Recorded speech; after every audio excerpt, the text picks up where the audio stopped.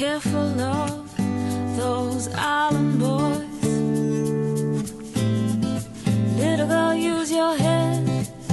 They will tear you up like a paper toy. Oh, no, no, no. Yeah, yeah, yeah, yeah. Oh, no, no, no. Hi, I'm Amanda. And I'm Rumbi. Welcome to It's Layered. We're in a long-distance friendship that started over 20 years ago when we were in high school. We'll be talking about all things life, love, family, anything and everything else under the sun. Delve deeper with us because in life, you know, Gine, my layers. Oh, no, no, no. Yeah, yeah, yeah, yeah. Oh, no, no, no. Hello, everybody, and welcome to another episode of It's Layered podcast. Bum, bum, bum, bum, bum, bum. Rumbi, I like you my need your own sound effects.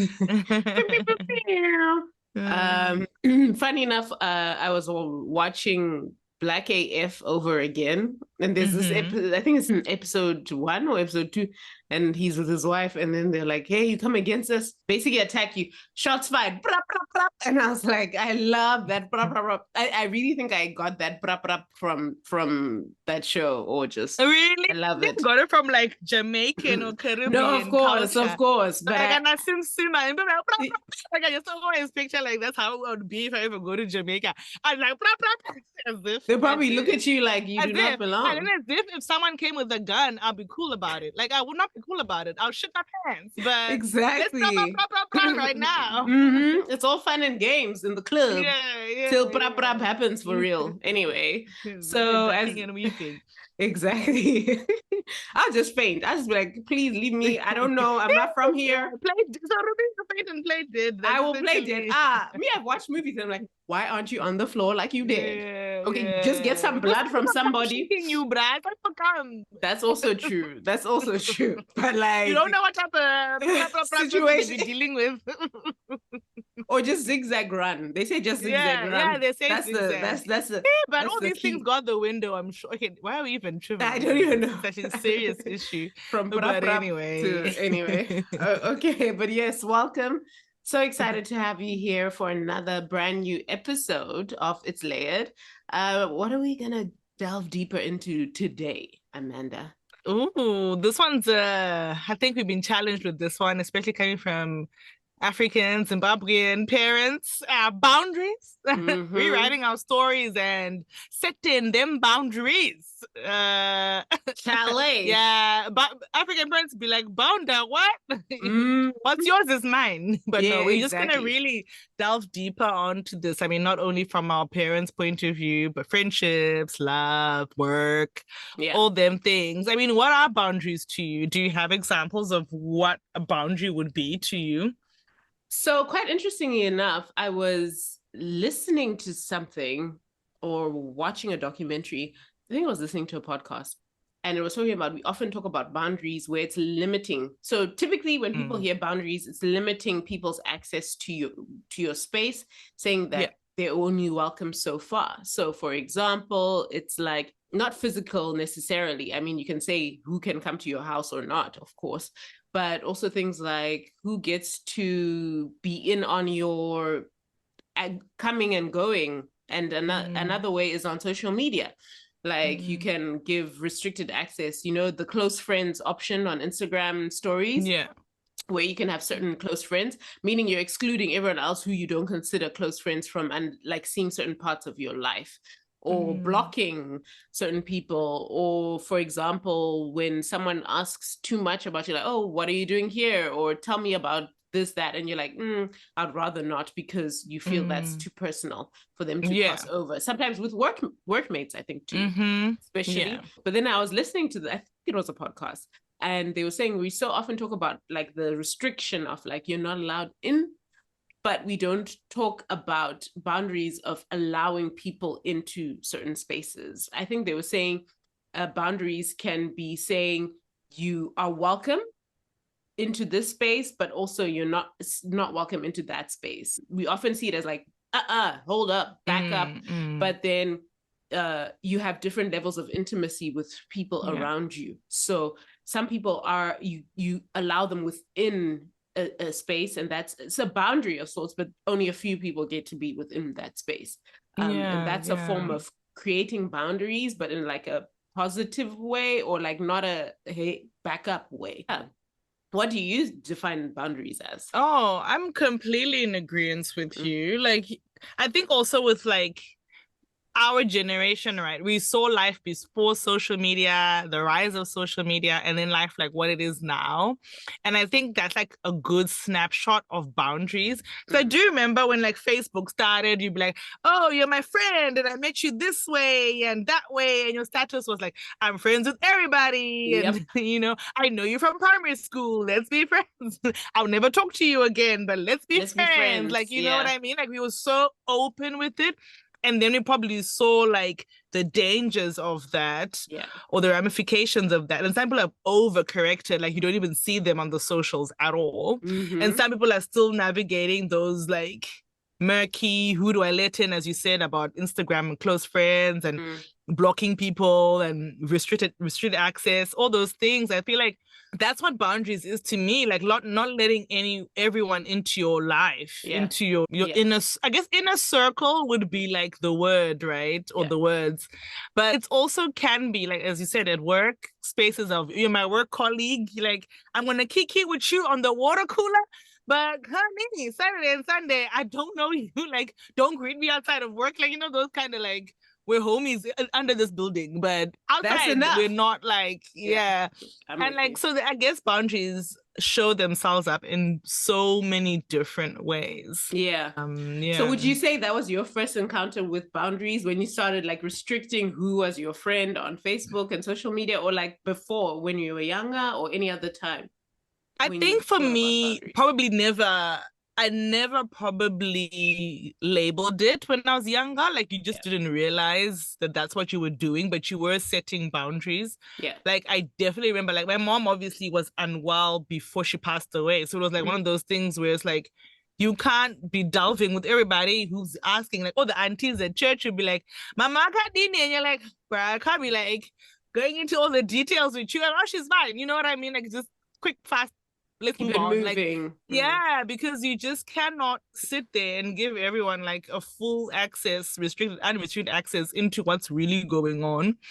So then I think that was probably me practicing boundaries and doing the whole polite thing. Like I'm telling you, but I'm still, you're still not in the no, you know? So it was like, I guess at that point, I was navigating that without even realizing. And I feel like that muscle has just strengthened as I've gone older, because I started so young. Like even when social media did start, I wasn't friends with everybody. I was like, who you? Like, I'll just leave you. You know, when you those friend requests, and they just stay there. You're like, I've still got a whole list. You just can running. stay there forever.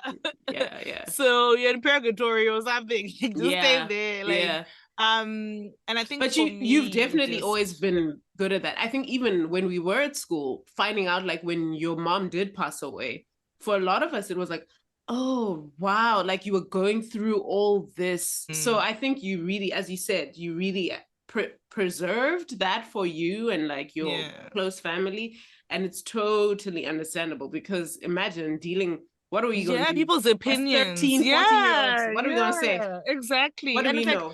And it's like everyone feels a need to say something when silence is golden, but then it's like Zimbabweans, we don't know what that means. We have to say something. We can't just nod our heads and move on. And then also that seems a bit rude, right? And you're like, okay, I also don't want to shoulder everyone's feelings. So it's almost like just to say it's all okay, just so that you're not having to like bear everyone's advice and everyone's do this, do that. And you're like, bruh, we got all the bananas. Like that's leave me alone. Leave me alone. Like, what am I gonna do? And I remember also like, as being young as we were, we didn't know how to handle our emotions. I remember us crying over certain things at Scripture Union. Like, we're just emotional about a lot. So I just feel like now we would just time. And teenagehood is emotional. And I was like, I don't think you needed that. Yeah, you didn't need that, because I just remember we just like everything was so deep. And and then you grew up and you're like, it wasn't that deep. relax. People also seek to relate to you, right? Yeah. So when you let them into your inner space and then they're like, oh no, I know all about this, sometimes it can like actually nullify what you're going through. Yes. Because it's like, no, you don't actually, but now because you're trying to seem like, so it's like better to just be like, okay, let's just stop it here. Like, I don't need you to come in any further. But yeah, when did you first realize you could have boundaries? I think I've always had like an element of boundaryness, if there's such a word. Inherently, especially as a child, I was very much an introvert. So boundary, what? Like, you didn't have to tell me. Like, I was good like by myself. You know, I don't need people. I'm good. I was happy with my books and just really close friends. Like, I would have like 1 or 2 close friends, and those are the people I would hang out with, chill with. And my diaries, that's where I let it all out. Did you have a little lock on your diary? I never got a lock diary. I don't think I got a lock diary, but I used to. I'm sure my mom read a lot of my diaries because I didn't really hide them. Insight into you. Yeah, your mom was like, hey, this what Lumbi is going through. Yeah, exactly. But I think I've always had an element of that. But I think the moment I really realized that I guess I had boundaries, so to speak, was after when I started working and I used to go to church, and people would be like, Rumbi, you need to smile more. You need to be more open. You need to be more. And I just remember being like, huh? Then they're like, yeah, you know, when we see you around the way, you look very unapproachable and very much don't mess with me. And I'm like, yeah, because I don't want any Tom, Dick, Harry, or Jim just stepping up to me and talking nonsense. I'm sorry. Like, I'm friendly enough. I'll greet you. I'll be like, hi, like, you know, blessings, you know, keep it moving. And I just remember being so confused why people felt a need to have me be friendly and open. And I used to ask, like, what the hell does being open mean? Does that make sense? Like, I couldn't grasp it.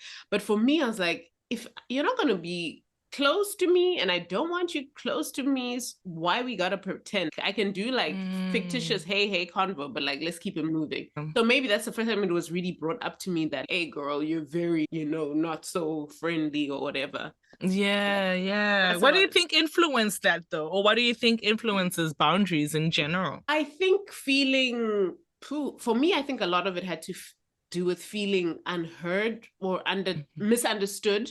I think I always felt very misunderstood and kind of strange in my own world, per se. I had a very vivid imagination and I just enjoyed my own company. And obviously my upbringing, things I'd gone through, I closed up, I think, in a way. So I was just like, I don't need people, you know, self-preservation type of scenario. Like hyper-independence unlocked. Yes, unlocked. But I've been that way since I was a little kid. I remember my parents telling me went for my uncle's wedding and I wouldn't let anyone like carry me. I was like 2 or something. I was only by my mom, what.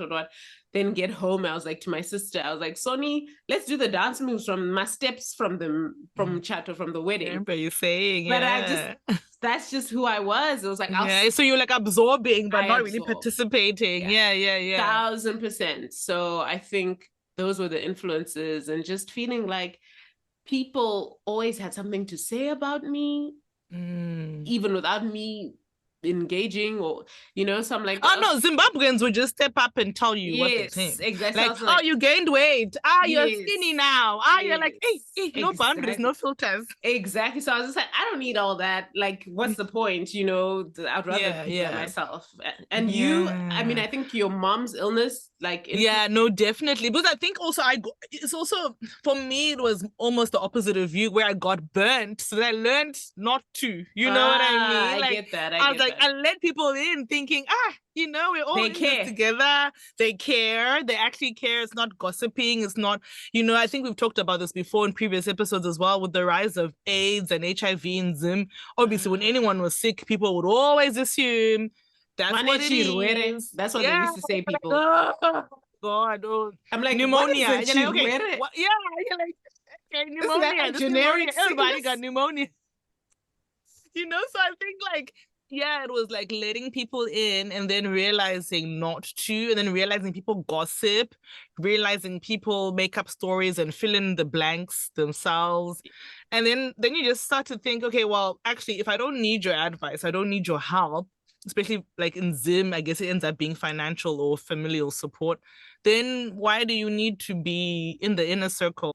And I'm sure I really vividly remember my dad even probably saying something like that, like probably instilling that in us as kids, like this is under our roof, nobody needs to be knowing. No one needs to be knowing, people say what they're gonna say, but we know what's happening. We know my mom's sick. We know why this is happening. Like, and I guess that just makes you realize, oh, so people can't be trusted.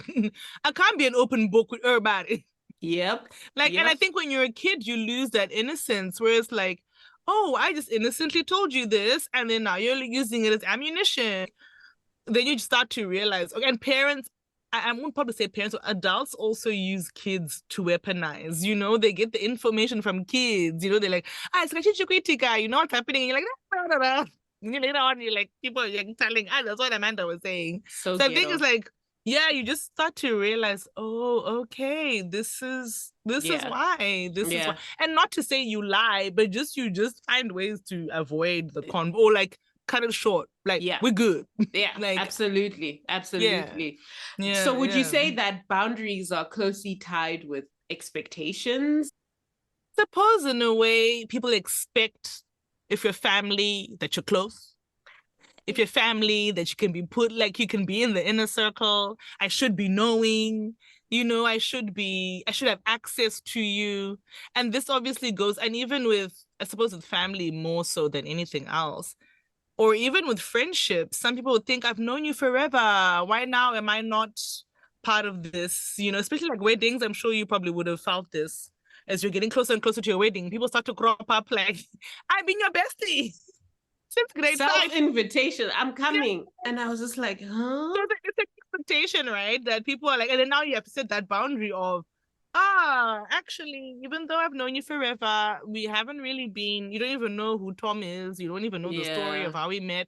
So unfortunately, you can't come to my wedding. Unfortunately, you can't participate in that. So I guess it's like, it's for those people who think they ought to be in those spaces and really they're not. Yeah.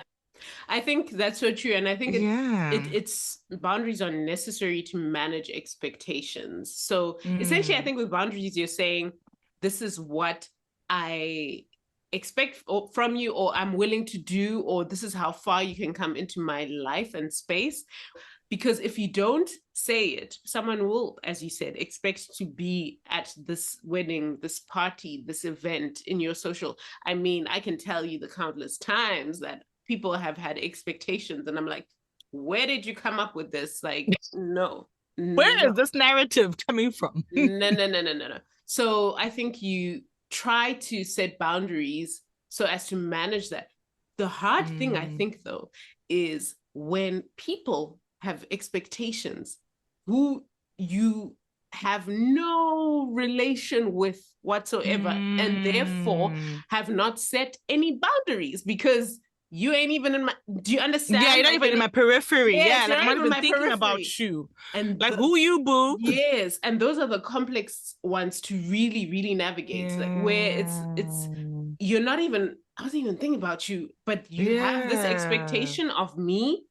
And don't you think people in our high school are like that though? Shout out to high school, but like sometimes people be like, I went to school together, and I'm like, and like, that was 2001, 2006, child. We're in 2023. Like, absolutely. Why do I have to have an allegiance to you? I don't know if it's because like we suffered together for 6 years in the bush. I don't know what it is. I don't know. But if we ain't, obviously we were in each other's spaces. So people feel like they know you, but you're like, yeah, but I was a teen and now I'm like a grown-ass woman. Adult, like... yeah. And also think about it. Because we were a small school, obviously you engage with people always in some capacity. However, I'm like, but we were never tight like that. It was never like that. It never gonna be like that. Y'all are rolling deep. And then all of a sudden you don't know. You're like, why am I under fire? Amanda knows what I'm talking about. You've got to be set everywhere you go, clearly. And then you're like, whoa, I never expected this. Whoa, how did we get here? I was just living my life. This is also the problem with social media. I think it's tough. I mean, have you had someone put boundaries against you? Like, hey, don't be, you're not allowed. Don't sit at this table energy, but just have you had a time when you thought, like we're talking about weddings, or making it seem like we're the ones flinging people off. But have you ever been a time when you've been flung off, when you thought I've not been invited to weddings. Yeah. C'est la vie. And like I think I've always, maybe because I like my space, I've always kind of been like, I respect that. They have their reasons. We're not that close. Would I have loved to go? Sure, but do you? And especially after getting married, now I'm like, I'd be understanding. I'd be like, do you? Like, the budget needs to budget. The budget needs to budget. Yeah, I really think about that. And I definitely have had boundaries set, or I can't recall exactly where someone was like, oh, you can't. Well, maybe I wasn't invited to a party. Maybe. I don't know. Ruby's like, I'm good. Me, I know my limits. I don't go over. Just always been like, it's fine. It's fine. Yeah. I can handle it for the most part. And I'm sure, of course, there have been situations where I've been like, it would have been cool to be part of FOMO or whatever. But in the same breath, I'm like, yes, it wasn't for me. Yeah, it is what it is. I think you and I can relate to that because we're probably overthinkers. Yeah. So before the person even gets a chance to lay the boundary down, you're already like, I'm sensing that maybe I'm not going to be there. It's okay. I make plans with my other homies. I've already done the scenario in the shower. I know I ain't going and how I'm going to react. So you got no time to hurt me. I got already hurt myself. Like, I already got there. I do think that's probably why you and me probably haven't had, because I'm trying to think those people who do that to us, do they really think like we're homies? Then it's like, obviously they do. So what's the difference in character or personality? And it must be that we already have those boundaries. Like, no, but we're not cool like that. Yeah. And some people don't roll like that. Some people really do think, no, I'm cool. We're about it. Yes. Yes. I definitely don't have that energy of like. No. I'm probably the opposite. Sometimes I even like downplay my relationship. And someone be like, go eat way. Like, and I'm like, oh, you want me to speak at your wedding? Or like, oh my God, I didn't even think. I feel like honored. It's more like, because I'm already like put myself on the side. So the overthinker in me has already been like, no, I'm on the side. And I'm I'm just an acquaintance. Like, especially with work buddies, I've found a lot of times I've underestimated my impact in terms of friendship. Because when you're like having work functions, the person at work would be talking about their whatever it is function coming up, and obviously when you're planning a function and you're coming to work all the time, you tend to then talk about it with your work colleagues. Yes. And then maybe they invite you. They just think to yourself, maybe can't what a pity invite. It's not really like I'm not rolling deep with this person. And then you get there and you realize, oh, actually this person's actually really leaning on me. Yeah. And since they've been chatting about it at work and going through color schemes and all these things that you've been chatting about, you actually did have an impact much more. And it's always that weird thing where the overthinker in me is like, sorry, oops, whatever. It's for chatting, sure. But this person's actually really valuing your opinion and letting you into that like inner circle. Space. But I think also it could be trauma, man. Like how you and I overthink and then downplay our kind of role. There's a bit of trauma there, right? Like, yeah, for sure. There's some therapy sessions that need to be added there. That's not necessarily healthy to be like, I don't matter that much to that person. Yeah. Because on the flip side of that, you have the whole, I don't have anyone. Like then you go extreme. Like, at least I do. Because I'll be like, girl, I got no friends. I'm alone in this world. I go through those phases, right? And of course. I'm not no one understands me. Yes. Like it's only me in this world. I only got me. You only got you, girl. And my husband's right there. And I'm like, no, but you only got you, girl. It's only you in this world. So obviously there's a very dark side of that. Just and I guess there's some people who just don't have that. Aspect. They're like, no, I belong. Because even at funerals, those are the ones who be coming crying from the gate. And you're like, don't you got boundaries? Like, and then sometimes like, I recently had a workmate of mine, her husband passed away, and it's like, she wanted me to stay when we had the funeral, and I'm thinking, what? Why? Like, dude, you're with your family now. But she also, I guess, also in saying that she wanted that comfort of just talking about anything else. Apart from, just tell me some more gossip, anything to get my mind off things. But I also had to respect her allowing me into that inner circle for that time being, because it's like, wow, this is actually like a revered space to be in someone's life. And but like I had already like held my keys and my bag, like I was ready to jump out of the like, I'm out, please, deuces. Deuces.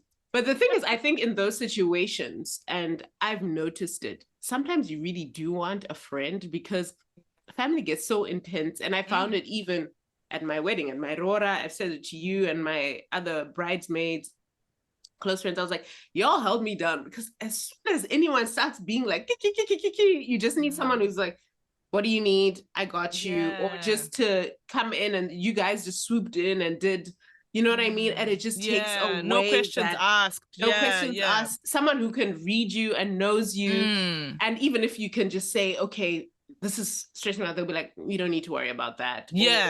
Or I'll deal with that. Come talk to me instead of coming to Umbi. Exactly. So that there's a place for that. But sometimes we downplay, because blood be thicker than water. I mean, told, especially in these spaces. I mean, I was obviously blessed to be at your wedding. I was blessed to be at Sue's wedding. And then you're like, okay, I'm the one with this person in diaspora, right? But like now when the real quote unquote family's around, what's my role? Like, so it's like, okay, then do I just, and I guess as you said, the inner child in me is like, you're not allowed. Not my space. They'll have to invite you, because it's like such a weird, and I think a lot of people who live in diaspora will probably feel this a lot, where it's like your friends become your family. But then when the real quote unquote family is around, and maybe you've never really spent much time with them, because I mean, come on, we can't all afford to see our family all the time. Then it's like, okay, now you're saying, oh, this is my friend Rumbi, who I always hang out, but then now it's like, how do I introduce her into this? Because they also feel like, oh, I'm your sister, I'm your brother, I'm your... And it's like the weird thing of really weird, boundaries. For sure. And I think what's great is now friends are meeting family. Like, you've met my family over and over, and I they know you, and likewise, like, you've included me with your family, with Marcel's family, like, so it goes. But I totally get, there's always this line of like, then I remember did we see each other last Christmas? Yes. Oh my gosh, I can't even such a long time ago. I know, but like, even then when you're like, oh, come stay with the fam, and I was like, right, because you're like, what's my place? And it's also healthy to have friends who get that in a way, because now like in places where you don't belong, you're just entering. Or who make you feel at ease. Like, I would hope that even when you came to stay with Marcel's family, that you were at ease. Not like, you've invited me to this space, now I feel like an outsider. Like, what's happening here? Like, it's just, I don't know, it's so awkward. But then our families get too comfortable, then they start, and you're like, you don't need to be so comfortable. And even if they haven't seen you in 5 years, they act like they saw you yesterday. Like, and then even with your homies now, they're getting too comfortable. I'm like, relax. I think they just see our homies as an extension of us. They're like, will you? Who goes on? How do you think boundaries play a role in like romantic relationships, work, friendships, etc.? Crucial, necessary, and I think people think it's weird. I'll take relationships. I think people think it's weird to have romantic relationships specifically, boundaries in romantic relationships. But I'm like, oh, that's the most important, because you need to be able to trust someone. And I think you can be very honest and open with someone and vulnerable with someone, but also have certain boundaries. Like, for instance, being able to say, I just need some me time now. Like, that ain't wrong. That's just like, you need to feel up on yourself, and likewise they will need to, we're not trying to be codependent as people, things like that. Or, I would really appreciate, like, you don't talk about this aspect of my life with X people. That's setting a boundary. They know, but you're saying like, when it comes to sharing, like, let's just keep it between you and I. That's a part of the trust, and so on and so forth. Work, The work ones, man. I'll They need let to be you thick take and this fast. one. Work ones need to be Because- thick and fast because peeps who like I went from in Perth, I used to be like, young, innocent. She's your first job, you're like, I'll be, and then as I said, rise of social media, I'll be friends with everybody at work. Then that day, you take a day off, you're like, hey, now I got to be hiding people from, like, and I think I went from that extreme, to like the other extreme now where I'm like, I'm not friends with anyone at work, like outside of work, it's your work colleague. Like that is literally it. Yeah. And I think it's just because obviously I guess a lot of boundaries are learned by being burnt, where you're like, okay, maybe now it's like the lines are being blurred now. Information as a friend, supposedly, now you're using against me at work. You know what I mean? So it's like, and really, did you want to be my friend sometimes in situations? Especially when it's like a ladder to climb. There's like, pitting against each other. Then it's like, I need to set boundaries with people. Also because for me, I think I go into, as much as I'm saying, I'm like, oh, I set boundaries, whatever. I have mad love for people. Like I care about people. The people, if I care about you, I really do, really and truly.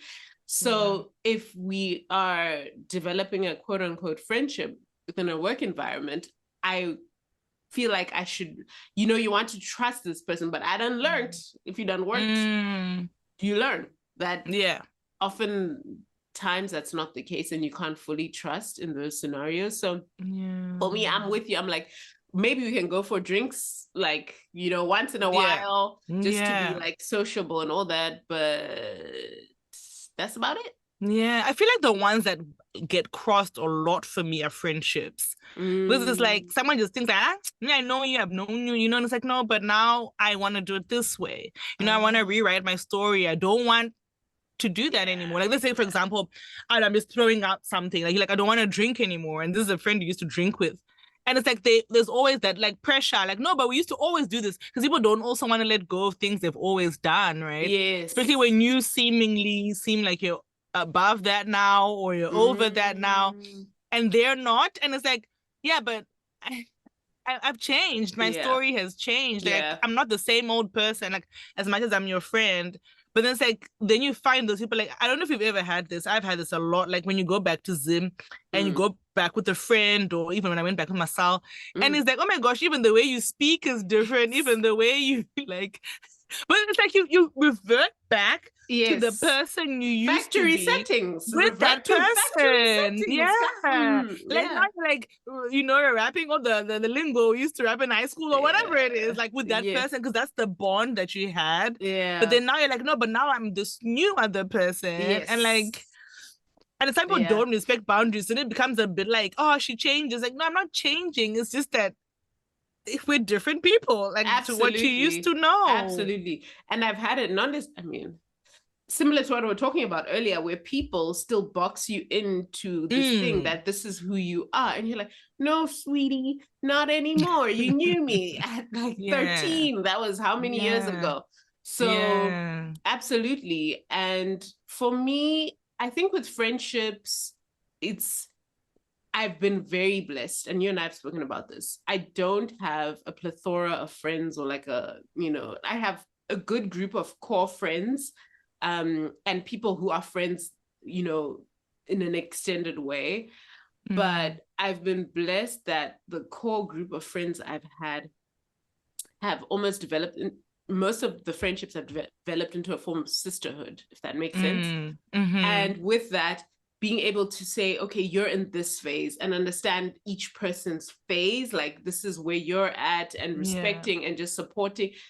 A lot of the times not being in communication as frequently as we would if we lived in the same place at the same, But so that has been a blessing for me. I think the hard part is new friendships as I've become an adult, of like trying to create these friendships, and what are the boundaries, or like, I'm not always up to do this, or, and things like that. That I find is something I've had to navigate as an adult. It's like trying to push myself out of my comfort zone, because, hey, you want to make friends in the space you're in, but then also being like, okay, give and take. Because as adults, we're so quick to be like, this is too much work. Bye. You know what I mean? So, it becomes like that. Absolutely. And so you're trying to set boundaries but also still be open to developing and enriching the friendship, which is something in and of itself. So yeah. Yeah. How have you reacted when boundaries have been pushed though? How do you think you react? Hey. You just got me thinking about it. Like when someone doesn't respect your boundary, how does one react? Because I know for me, like I find it hard to have those conversations, I think, because I'm like, I don't know. Sometimes they come off as rude, but you're also like, but then I think for me, I don't like having uncomfortable conversations, especially if we're not close like that. Like it's a very weird thing. And when boundaries are crossed, I try to give my perspective respectfully and then leave it at that. I'm not afraid to like let go, eh? Girl. And I've been penalized for that. I've been told like, oh, you're just so, you know.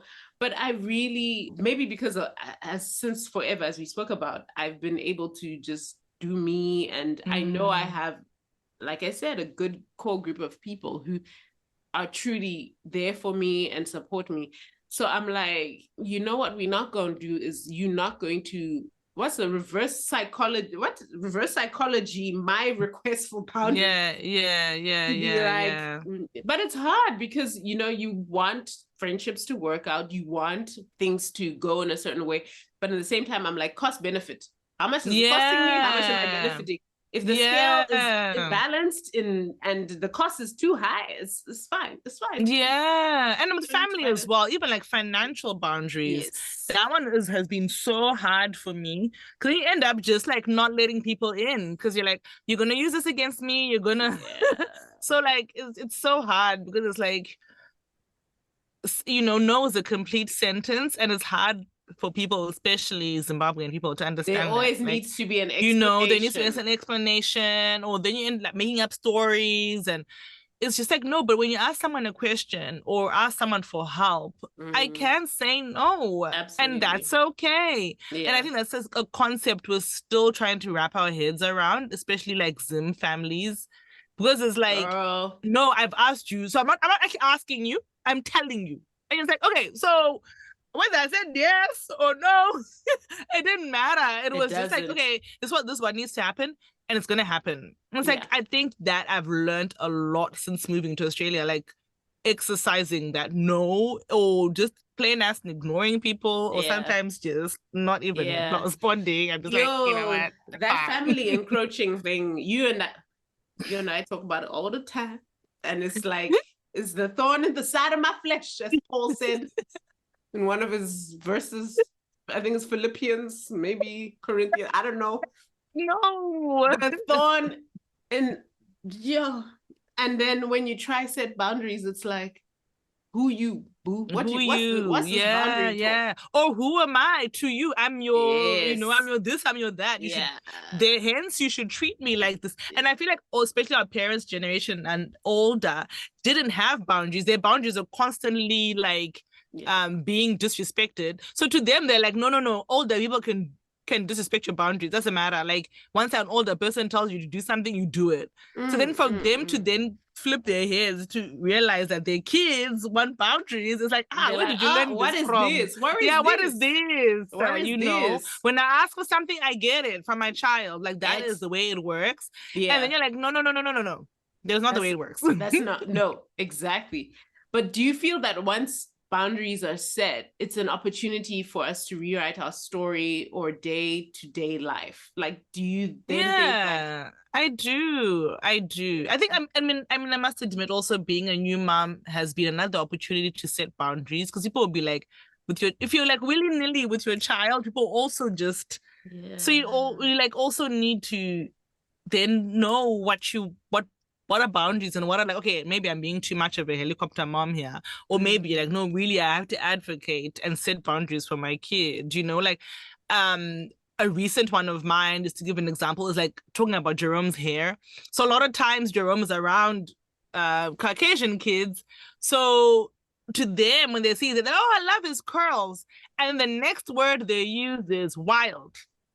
I love his curls. They're so wild. And you're like, Oh no, they you weren't didn't. gonna say wild. You know, Oh people no, make they it didn't. people make it seem like it's a joke, like it's a passing comment. And a part of me in the But beginning wild. was, yeah, girl.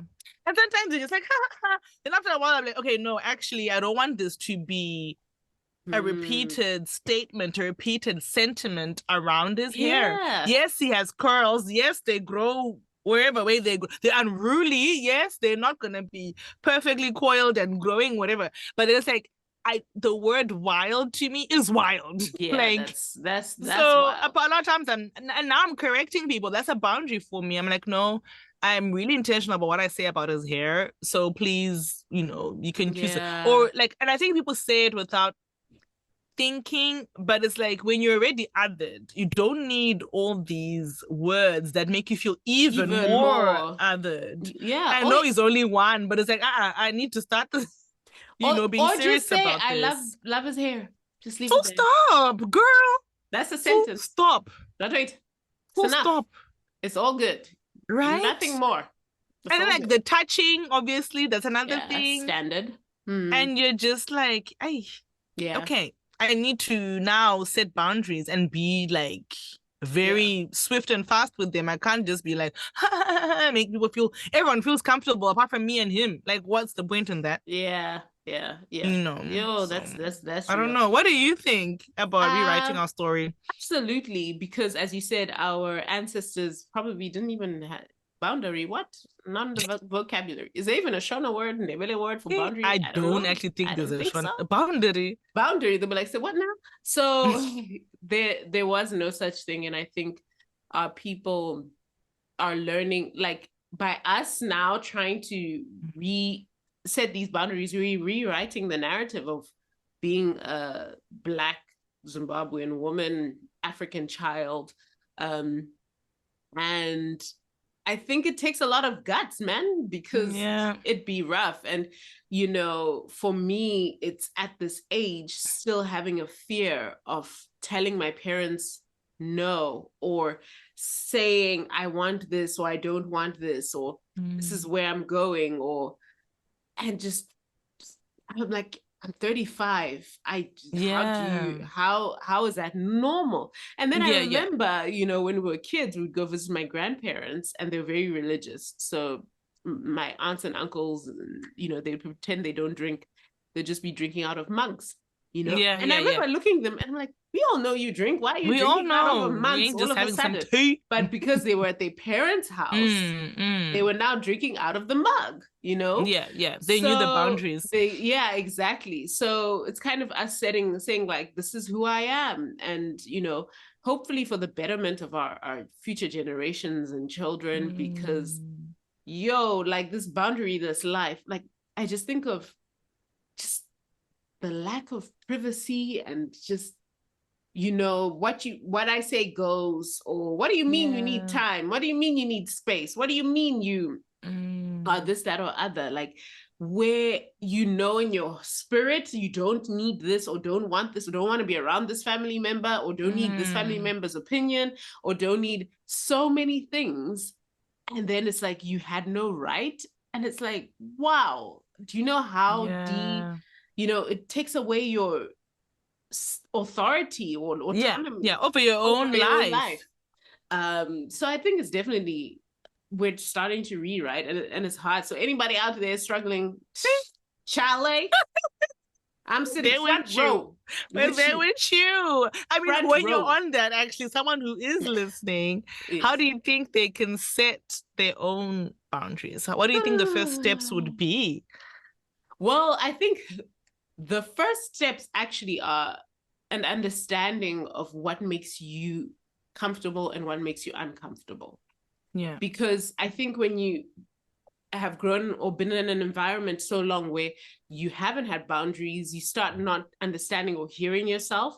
And I think I literally went through a moment where my inner child, we all have an inner child or inner person, was like, basically, you're doing me wrong, bruh. You're doing me gangster. Like, who's taking care of me? Who's protecting me? That's literally how it felt. I felt so exposed and so like uncared for. So taking a moment to listen to say, okay, I don't feel comfortable when X happens. I don't feel comfortable when Y happens.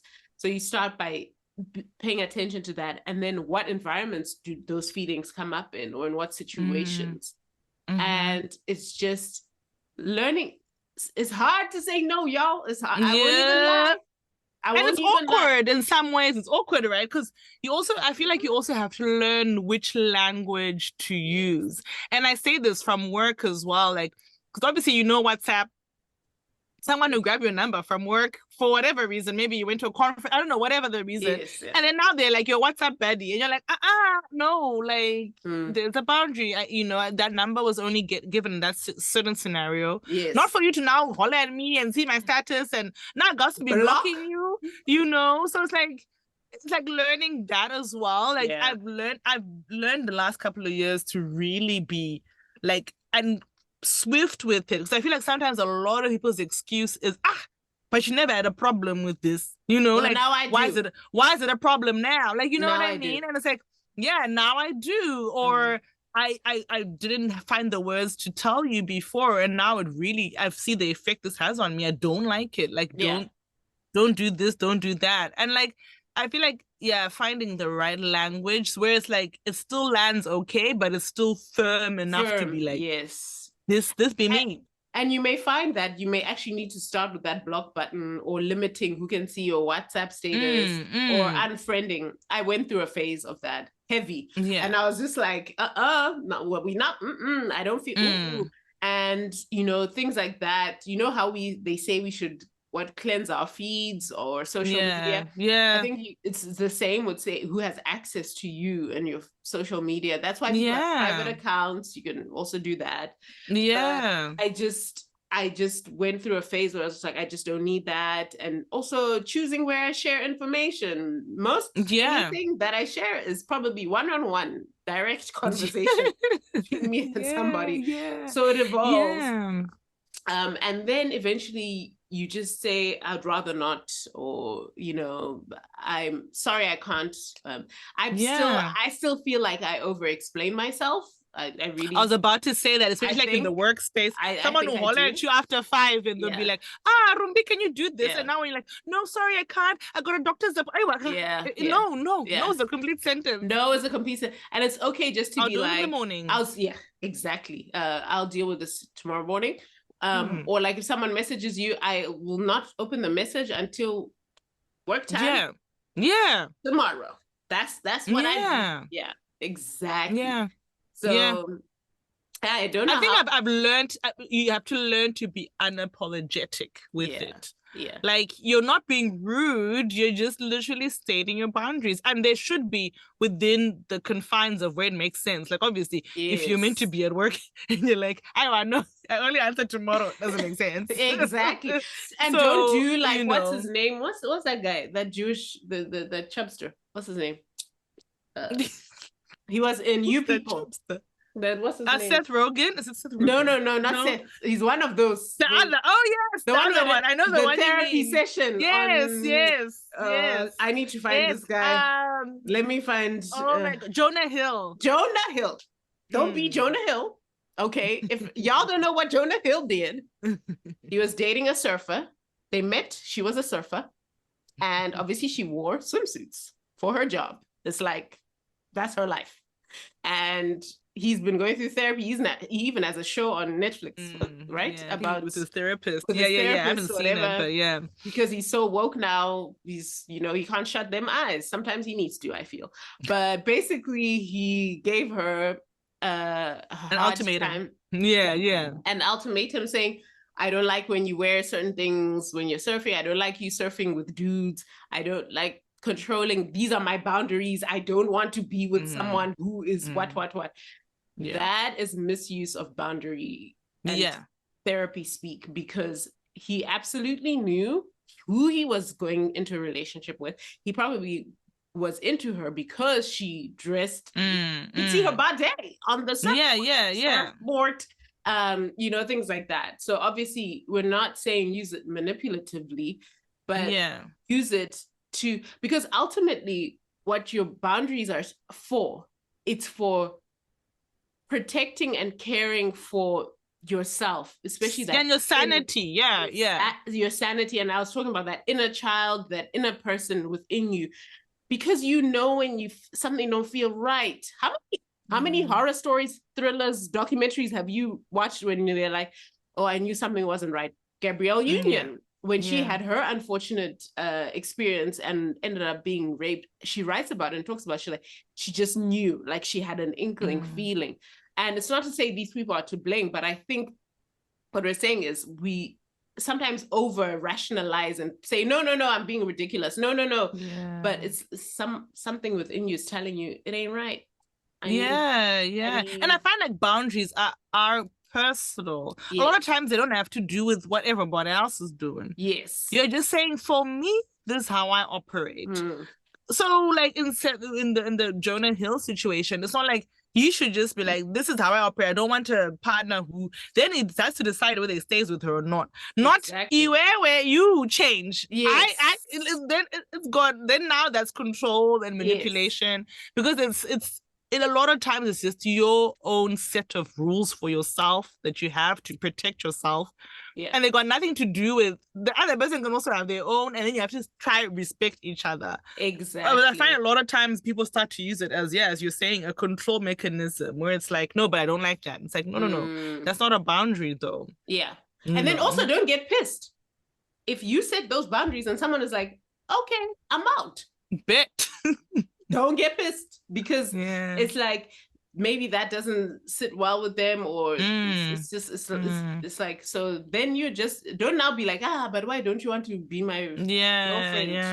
And trivialize someone else's boundaries. I find people do that a lot. So someone will say, then people will be like, they can't do me one of that, like, or whatever. That's my guy, like, that's such a I told you out of, as a friend or whatever, but I didn't tell you so you can mock me. Yeah. And Zimbos love that. They do love that. Girl. But do you think that then boundaries or your story changes over time? Because we spoke earlier about, okay, maybe it wasn't a thing, and then now it's a thing. It's like, now I have a boundary. So do boundaries change over time? Do you think you can get comfortable with something that maybe used to stress you out? Or I feel like we are evolving as a people. Every decade we grow up, and some stuff in my 20s I used to do that. Lord, I'll never do now. So it's like, I do think there's some core values, core beliefs, core boundaries that probably will never change. Yeah. But then there's some stuff that will maybe evolve over time, or you think differently about it, or you meet someone else with a different take on it, and then maybe you might adopt that. Or we're not so rigid, right? As a people, we get influenced by different things at different times. Absolutely. At different rates. So I do think your story, as much as your story is changing over time, as much as you're growing older, you're growing wiser. And even boundaries around, sexuality or the way you see yourself. There's so many stories of people who, like, later on in life will find out that they're, lesbian or gay, and their minds change around all of that. So I feel like we set boundaries for ourselves at a certain time, but I don't think it's set in stone. Yeah. Per se. And I think what life and the whole ecosystem of this life we live is that change is a constant. Like and inevitable. In the words of Janae Aiko, change is inevitable. Why hold on to what you have to let go? Huh? Okay, that's a really good song, by the way.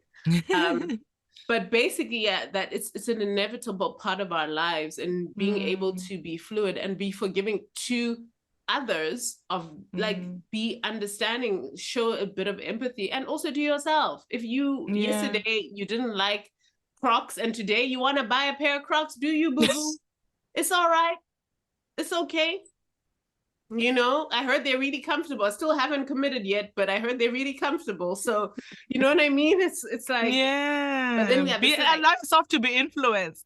Exactly. But like, we hold on, like, I said I will never be seen with XYZ, and then it's like, I mean, people have that around dating. Interracial dating is a big one. A lot of people will tell you, I never saw myself dating outside my race or my culture or my blah, blah, blah. And then you're just like, oh, wow, here we are. When your person is your person is your person. Yeah, it is what it is. So yeah, we hope, I don't know, hopefully that gave you guys some insight into boundaries. Obviously, I'm sure we could have used more clinical terms. Not really. That's not what this podcast is about. But hopefully it gives you some, inspiration. Some of us are definitely working on boundaries. Boundaries is a work in progress with African or Zimbabwean and let me tell you, it's a struggle. The struggle is real, so you're not alone. Let me tell you that. Anywho, so what's our Zoom shout out for today, Amanda? Zoom shout out. So we're all about books. We'd like to read sometimes. Well, actually, this is a book that's aimed more at young girls and boys. But it's called Mighty Women of Africa. It's authored by Yemu, Phiri. Yay! It pretty much is a book that celebrates 10 inspirational and remarkable women of African descent in various fields of work. So a lot of times, obviously, it's the representation matters, and especially for our young kids to see, scientists and lawyers and doctors and singers and everything, just to see that we're a myriad of people.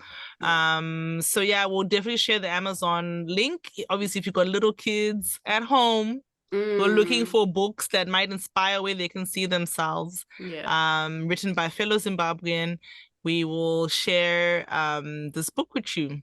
Yeah, kudos to that.